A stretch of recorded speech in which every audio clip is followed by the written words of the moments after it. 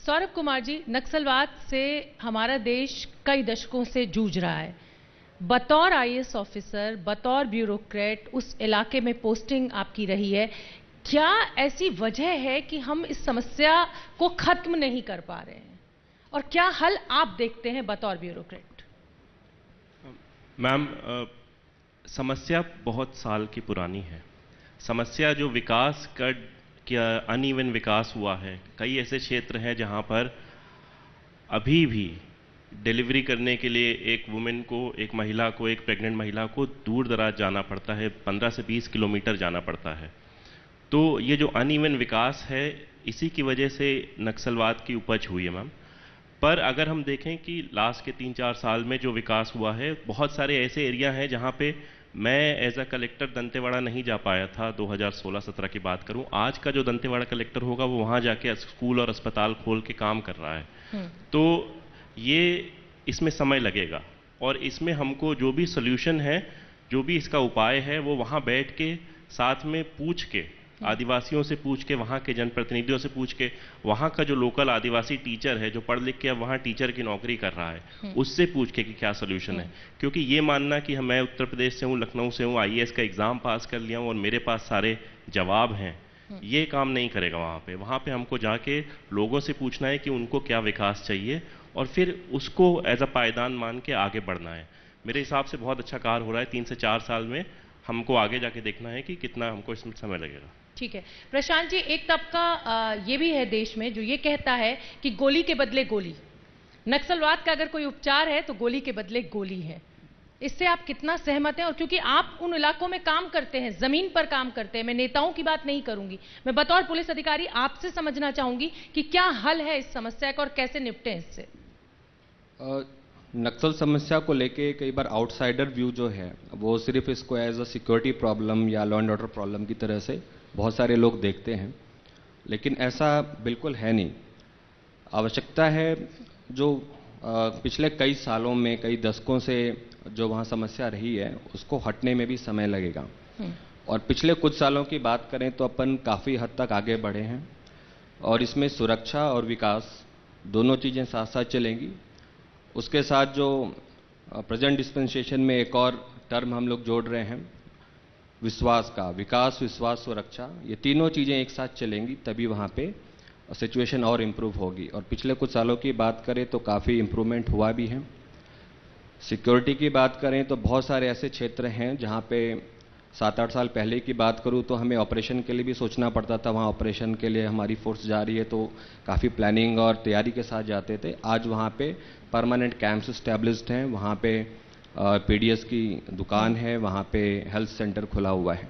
पिछले 3 सालों में ही कहें तो वहाँ पे 36 कैंप्स अभी बस्तर में सुरक्षा बलों ने खोले हैं। और इन कैंप्स के साथ साथ वहाँ पे चाहे आंगनबाड़ी खोलना हो, पीडीएस की दुकानें खोलना हो, वो सारी चीज़ें हुई हैं। आधार कार्ड्स के नंबर्स काफ़ी वहाँ पे बढ़े हैं, आयुष्मान कार्ड्स के नंबर्स बढ़े हैं। तो विकास की ये सारी चीज़ें जो हैं वो वहाँ पे होने लगी हैं, तो उनका दायरा अपने आप काफ़ी सिमटा है। बहुत सारी सड़कें बनी हैं। मैं बीजापुर में एसपी था उस समय 2012-14 में, वहाँ पे जाना भी दूभर होता था। वहाँ पे सड़क भी पक्की नहीं थी, कच्ची सड़क थी। बारिश का समय हो तो 80 किलोमीटर ट्रैवल करने में भी 3 घंटे लग जाते थे। लेकिन अभी वहाँ पे फर्स्ट क्लास टार सड़क है, वहाँ आसानी से पहुँचा जा सकता है। कम्युनिकेशन की प्रॉब्लम्स थी, वो उसमें काफ़ी काम हुआ, बहुत सारे टावर्स लगे, अभी भी 650 के आसपास टावर्स का काम एक साथ वहाँ पे चल रहा है। उसके अलावा लोगों को उनकी आजीविका का स्तर बढ़ाना, हाल फिलहाल में उनके जो माइनर फॉरेस्ट प्रोड्यूस है, लगभग 35-36 माइनर फॉरेस्ट प्रोड्यूस के रेट्स एमएसपी डिक्लेयर किए गए हैं, उनकी खरीदी हो रही है। तेंदुपत्ता का जो वहाँ पे काम होता है उसके रेट्स बढ़ाए गए हैं। तो हर तरीके से काम हो रहा है। लोगों का भरोसा शासन प्रशासन जीत करके उस क्षेत्र में बढ़ रहा है आगे। थोड़ा समय इसमें लगेगा, समय लगेगा। रजत जी, मेरा सवाल आपसे है। ऐसा कहा जाता है, क्योंकि हम हर तबके के साथ बैठते हैं, कि सत्ता के साथ साथ, नेताओं के साथ साथ इस देश की ब्यूरोक्रेसी भी जिम्मेदार है अगर आज हम यहाँ खड़े हुए हैं। इस बात से आप कितना सहमत हैं? क्योंकि अगर ब्यूरोक्रेसी ठान ले तो मुझे लगता है कि कुछ भी नामुमकिन नहीं है। निश्चित रूप से जो डेवलपमेंटल समस्याएं हैं उनका, जैसे सभी सौरभ सर और प्रशांत सर भी बता रहे थे, कि जो सोल्यूशन है वो टॉप डाउन नहीं हो सकता, कहीं ना कहीं लोगों के साथ जुड़ करके उनकी समस्याएं समझ करके हमको सोल्यूशन निकालना पड़ेगा। जैसे कि आज की डेट में जिस प्रकार की योजनाएं, अगर आप बस्तर में देखें तो मैं वहां कलेक्टर के रूप में पदस्थ हूं, हाट बाजार क्लिनिक योजना हम इंप्लीमेंट कर रहे हैं। बोला हम लोग जो क्लिनिक हमारी हैं, जो पीएचसी सीएससीज हैं, उनको सुदृढ़ीकरण का काम हम लगातार करते आ रहे थे, बट अब हम एक कदम आगे लेके जा रहे हैं। हाट बाजार, जहां पर आदिवासी अपने परिवार के साथ एक रूटीन वे में जाता है, वो एक सेलिब्रेशन का माहौल होता है, वहां पर हम डॉक्टर्स को बैठा रहे हैं। तो उनके घर परिवार के पास हम लोग सुविधाएं लेके जा रहे हैं। आज की डेट में मलेरिया मुक्त बस्तर का जो अभियान चल रहा है, मलेरिया को लेकर के बस्तर में एक समय कहा जाता था कि नक्सलवाद से जितनी सैनिकों की मौत नहीं होती, उससे ज्यादा मलेरिया से होती है। तो अभी लगातार उसमें गिरावट आ रही है, मलेरिया के केसेस में गिरावट आ रही है, क्योंकि घर घर जा करके हम लोग वो सर्वे कर रहे हैं। मैं बिल्कुल आपकी बात से सहमत हूं, पर मेरा सवाल से इतर ये है कि नीचे वाले तो अपना काम कर रहे हैं, बतौर आईएएस अधिकारी आप कितना फील्ड में निकलते हैं, अपने दफ्तर के एसी को छोड़ के आप कितना उतरते हैं? क्योंकि मेरी भी कहीं ना कहीं ब्यूरोक्रेसी के साथ ये शिकायत है, हम इतनी गंदगी, इतनी मतलब योजनाएं खूब आ रही हैं, लेकिन अधिकारी अपने दफ्तर से बाहर ही नहीं निकलते हैं, वो जमीन पे जाते ही नहीं है, नीचे वाला जो कर रहा है। माननीय मुख्यमंत्री महोदय के निर्देश अनुसार हम लोग सब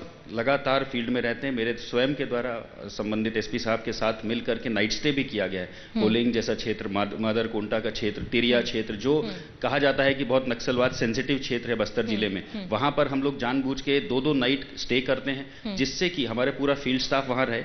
और हम ये भी देखते हैं कि जो लोकल लोगों की जो झिझक है, कहीं ना कहीं हम लोग अगर 3 घंटे का दौरा करते हैं, 4 घंटे का करते हैं, तो उतने अल्प समय में वो नहीं खुल पाते हमसे। जब मैं रात को उनके यहाँ सोता हूँ, उनके साथ खाना खाता हूँ, उन्हीं के साथ झरने में जाकर, वाटरफॉल में जाकर के उन्हीं के साथ ही रहता हूँ, तो धीरे धीरे देखते हैं कि जो जन चौपाल में जिस तरह के इनपुट्स आते हैं, वो बहुत ही क्वालिटी उसकी बढ़ जाती है और बेहतर रूप से हम लोगों को समझ पाते हैं। ठीक है, गौरव जी, मैं आपका भी रुख करना चाहूंगी अब। जो सवाल मैंने अभी रजत जी से भी कहा कि अधिकारियों के लिए बहुत जरूरी है कि वो अपने एसी दफ्तर छोड़ें, बाहर जाएं और उन गरीबों के बीच में, उन प्रभावित इलाकों में पहुंचें।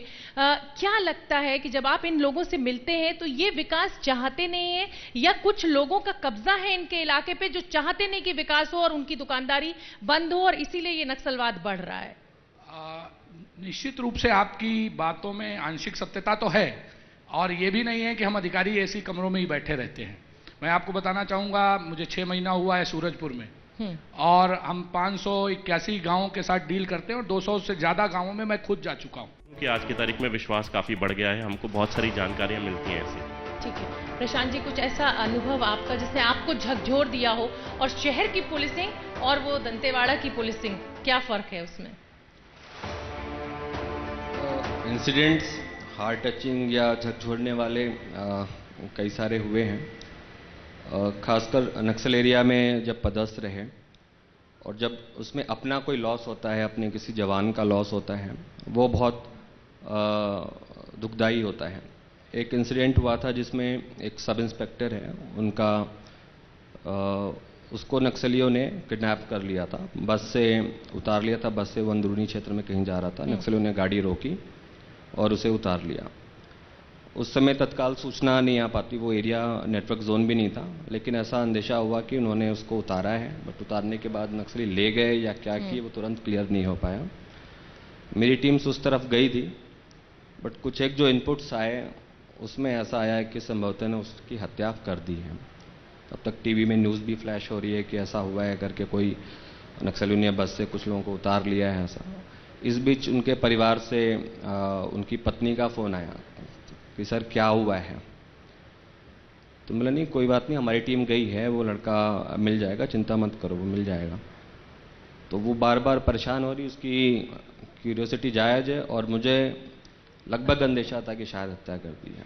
फिर वो पूछ रही है दोबारा कि सर वो जिंदा तो है ना। वो जो मजबूरी आपके अंदर के एक अधिकारी की थी, सीनियर अधिकारी की। उस समय मेरी वाइफ भी साथ में थी, सुबह सुबह की बात है जब ये हुआ था, तो शी स्टार्टेड क्राइंग कि ऐसी स्थिति है, ऐसी सिचुएशन इमोशनली आपको बहुत वो करती है। तो उसमें उस सिचुएशन में अल्टीमेटली वो बैड न्यूज़ उसे देनी पड़ी।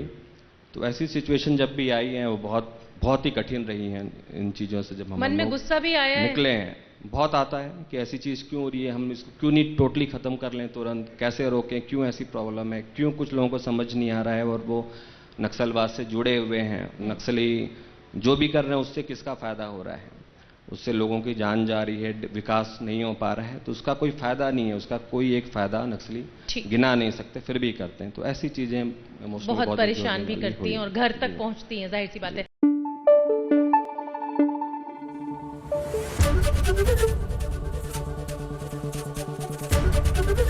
एबीपी न्यूज़ आपको रखे आगे।